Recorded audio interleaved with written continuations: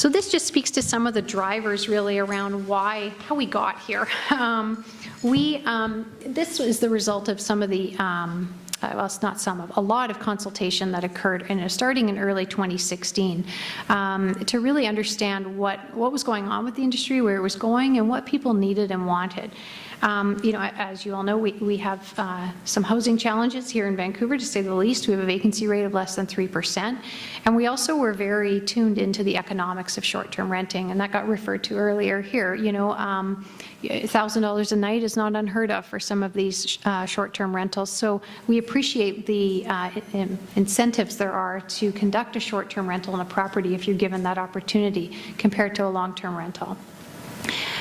We also heard, again, it's an expensive place to live, and this helped people stay in their home by having access to sharing their home with folks, whether they were there or not there. So that's why it helped inform us leading to the permissive policy. We also heard about the benefits to the city from an economic and tourism perspective. Commercial Drive doesn't have any hotels, but there are Airbnbs out that area, or short-term rentals out in that area. So that's really what helps drive business, local businesses, seeing access to tourists come and eat at their restaurants, shop in their stores. We also know we don't have enough hotel capacity in the city right now to deal with surge events like conventions, et cetera.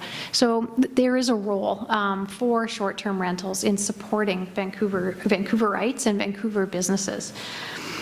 That said, I talked earlier about some of the impacts in neighborhood and the need to manage the negative consequences of having short-term rentals conducted, whether it's in a single-family home residential area or in a community building, a multifamily building like yours. And finally, again, our regulatory and enforcement regime was not as robust as it needed to be. 6,600 happening without a blink of an eye, all were illegal. So we knew that we needed to amend our bylaws. And again, we're not unique in this. This has been an issue around the world. Bylaws are not written to keep up necessarily with the emerging internet economy, and we're in a state of catch-up, and this was one area where we're trying to amend our bylaws accordingly. So this speaks to the timeline that we went through. So the way I describe this is, you know, we've really just been trying to move the dial. This isn't going to solve itself overnight, and I think that's something all of us need to be comfortable with and understand. There's no city in the world that's been successful in making this go away or changing the paradigm overnight. Cities like Berlin tried to ban it altogether and put in hefty fines, and it didn't work, and they've had to revise their policy. So we've also seen that a very drastic approaches aren't necessarily the right way to change behavior and to change the situation. So we've been trying to take a kind of one step at a time, turn the dial, phased approach in how we've implemented. Like I said earlier, 2016, we started doing research and brought to council sort of an overall directive for approval and received that, and were sent away to do some further refining on a few topics. But it was in November of last year that we really had final approval from council to implement.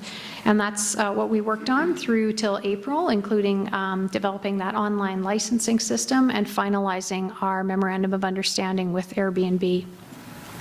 On April 19th, we went live with our regulations, and we really, again, wanted people to understand what the requirements were. So we implemented a registration period. So we gave all residents who were interested in doing this, who would potentially comply, 4 months, 4+ months actually, to get their affairs in order, get a license, meet the safety requirements, and add it to their listing. It was during that time we did all of our extensive outreach and communication. And then September 1 is when everybody is now subject to meeting the requirements. Prior to that, between April and September, we were really focused on enforcement against commercial operators, the folks who otherwise would never, they won't comply no matter what. So those are the people we were pursuing, as well as unsafe properties. We had an assortment of listings and very creative shelter type arrangements that were very unsafe, and we took action to address them and remove them as well. So as of September 1, yeah, we're officially fully into, I guess, the program. All operators are expected to have a license, to have it in their listing, and enforcement is well underway.